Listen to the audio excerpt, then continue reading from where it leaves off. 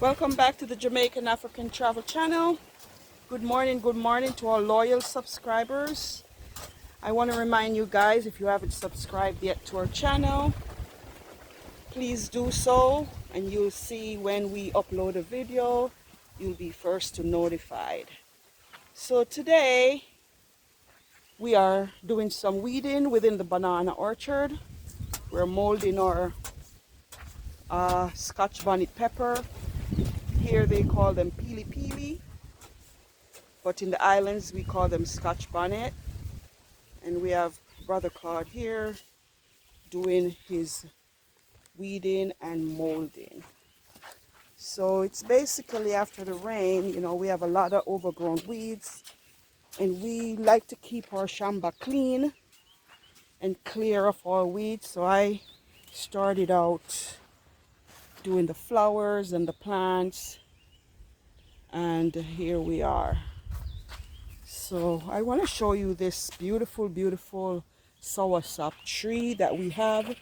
It's a little over a year old, and surprisingly we have our first fruit.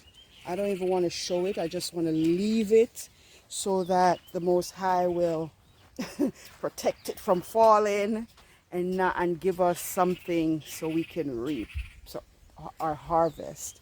Yes, so that's our soursop tree, almost 7 feet in height already. We've really tended to them carefully to make sure that they're well watered and they'll give us great fruit. So yeah, here we are. This is our banana orchard. We have some banana that we have started eating. I don't know the variety of this one, but let me tell you, there's like 100 different species of banana, and I had to come to Africa to really know that. So many different varieties. Every region has their own. This is another variety. Some of them, they're good for eating green. Some of them we let ripe. And yeah, so that's what's happening on the banana farm. Right here we have the ever faithful guava tree. I see it pushing out a lot of blossoms already. This one we haven't reaped any any guava from, but they're coming. You can see them, all the blossoms, the rainfall. All this rain has really helped it. Even though we have been watering it, the rain has really done a great job saturating the earth in order for us to get fruits. This one, we've picked quite a few guava from it already, and let me tell you, they are huge. I see 2 right here. They are humongous. They're the white. There's another small baby one right there. There are 2 of them. So we have been really harvesting a lot of fruits within a short period of time. And that just goes to show you how blessed the earth is. Yeah, there's a couple of them right there. It's over almost 8 feet tall. And we have tended, oh, look at all of this. All of this are fruits popping up right here. Yeah. And we have harvested from it already. This is the white fleshy interior. I'm telling you, when you eat one guava from this plant, it's like you have a full meal. No kidding. And this is one of the papaya that I grew from seeds. I transplanted it out here. I reaped one from it already. I noticed that they're not big, the big ones. They're small. I don't think they're gonna get any bigger than this. And of course they have the blossoms up top with more fruits coming in. So yeah, we're out here tending to the farm after a rainy morning. Right here I'll show you, we have plantain These plantain are delicious. This is one of the smaller variety. I think we have about 3 different types of plantain. I swear, I didn't know plantain come also in so many different variety. So this one, we can fry it and smash it island style. Sometimes we use it to make porridge. Sometimes we just boil it and eat it with some callaloo or mchicha, and it's really delicious.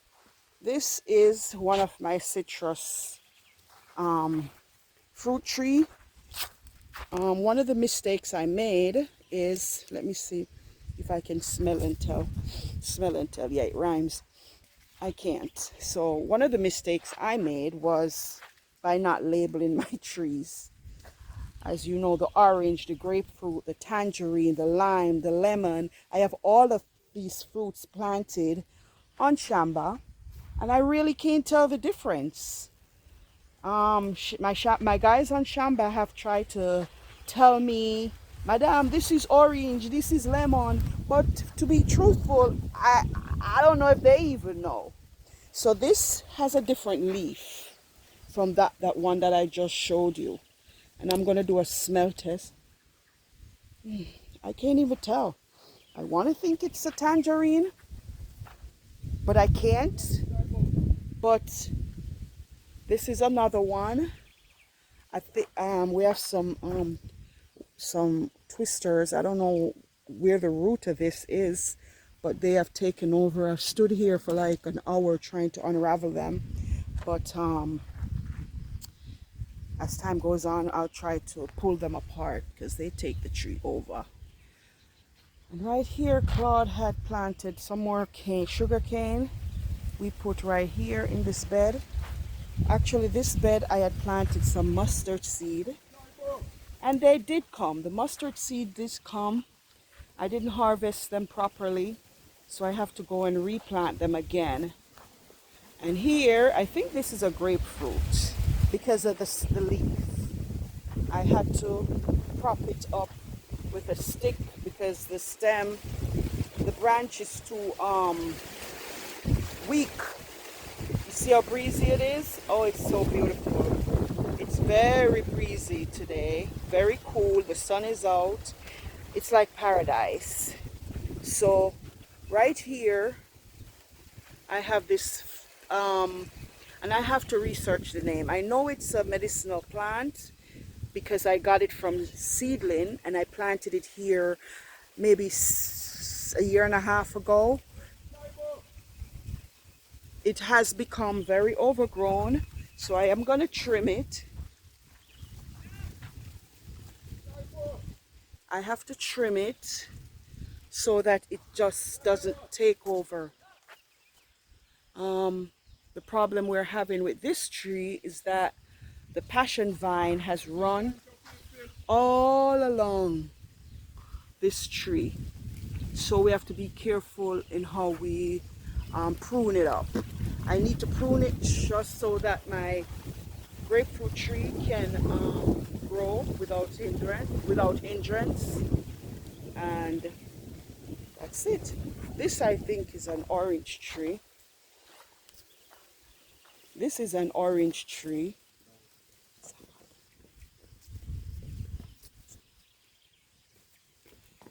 This is an orange tree, which I noticed that the one up top has started to blossom. And it's starting to blossom, which we're grateful for. Unfortunately, I noticed also that the branches that have started to blossom are breaking, are snapping. So I don't know the reason for that. I don't think it's because the blossom is too heavy, no. So I have to see how I can prevent that from happening. Yeah, so that's an orange. I know definitely this looks like an orange. That's a grapefruit. But those other two, I can't tell if it's a tangerine or a lemon. And right amidst all these fruit trees, I planted some cocoa. This is a ground food. It It can also pass as a flower plant, a plant in your garden. But this is cocoa. This root I bought in the supermarket and just planted it. And we harvested once and then got a couple more roots from it. Yeah, so that is what's happening here. And as you can see also, we threw a couple pumpkin seeds. So we have the pumpkin running in the banana. We have picked a couple from it already, and we don't want to pull it up yet because as you can see, it still has blossoms coming up. So we'll just leave this and let it run, and surely we can get a good crop from it pretty soon. And as you can see, this big cashew tree, we have the passion vine running on it. So instead of running along the line, it is on the tree, which gives us more fruits, but I think it's kind of stifling the cashew plant, the cashew. And the cashew, as much as we don't get a lot from it, the little that I do get, I enjoy. But I don't think it's cashew season yet. I see some budding, but we have to watch it. I have to watch it to see what it's gonna bring forth. Yeah, so this is my morning walk over here at Shamba, and I just wanted to do this short video. This is a update on how to plant corn. So these corn are in the early stage, and I just show you the formation of how they're growing up. This is how you try to plant the corn in rows.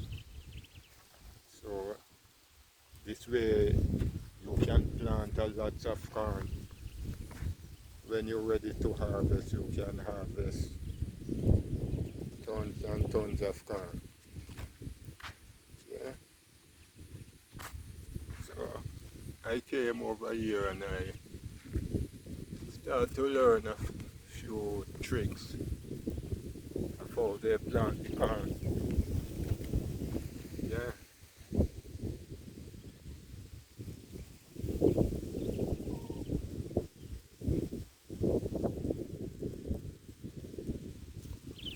And over here I showed you as soon as I reap my cassava, I replant. So at all time I have cassava that I can harvest. I plant them in stages. Yeah. So I intercrop cassava with the corn. So as soon as I reap up corn, the cassava coming up. So this is what I'm showing you. Different stages. I plant them in. So there will be no time that I will run out of food. I always have food. This is a bigger portion of the cassava in couple of months. These can wait. Yeah. There are some giant sized cassava. So people keep asking me how I survive over years. So this is what I do. I keep planting to sustain myself. Yeah. To get deeper, and also I try to keep my field clean. The more you keep your farm clean, it's the better harvest you can get from it. Yes, people. This is it. This is what I keep doing. Okay. So once you can do things like this, you will always have food to eat. See, the cassava then start to break apart, they get too heavy. Yeah. All stages we have them in. Well, today I want to show you how to plant passion vine. I dug my passion hole 30 inches depth and 30 inches wide, and the reason why I dug it that deep is because the kind of soil, as you can see, you're looking at sand. So this soil it mixed with sand, with clay, but you have to go approximately 2 feet in order for you to start to experience some clay. So the deeper you go with your plant, it's much better to survive. And in the summer, it is very important that you go depth, because in the summer the soil is so hot, up to 2 feet. You can feel the heat of the soil. So the more deeper you go, is the best chance the soil, the plant will survive. And in between plant, I plant them 6 meters, which is 18 feet apart.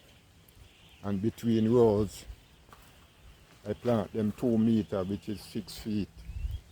So I have space, as you can look, I have space in between to walk and can take care of my plant.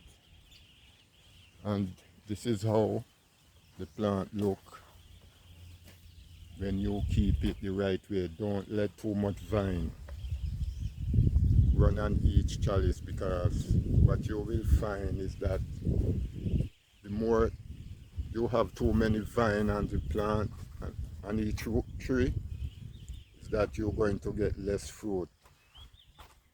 As you can see the amount of fruit this one tree bearing, because I try to keep it with less springing. So you will always get a good harvest and good quality fruit. So yes,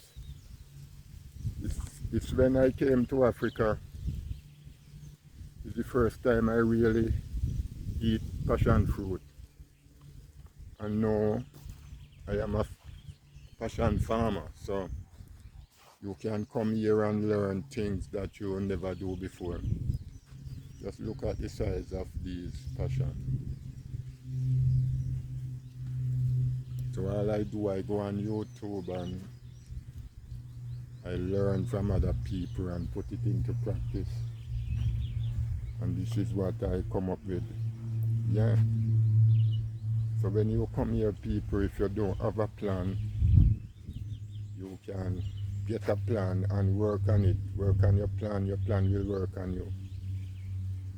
So if people are interested, I can show them how they can get started. Either we have to continue to prune these, like get rid of, you see these overgrown leaves are the ripe one.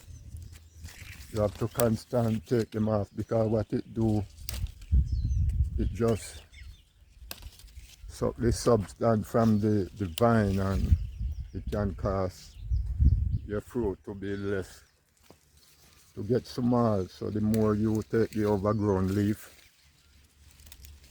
the fruit itself get to develop more. Yeah, so this is what we do here. You have to learn on the job. Let's look at these passion fruit. They are like grapefruit. These are young passion, just start to bear. Because as you can see, the entire field it died out before, and I have to go back to the drawing board and come up with plan and replanting, and hope this time around we'll get a better harvest. So yes, people, until next time.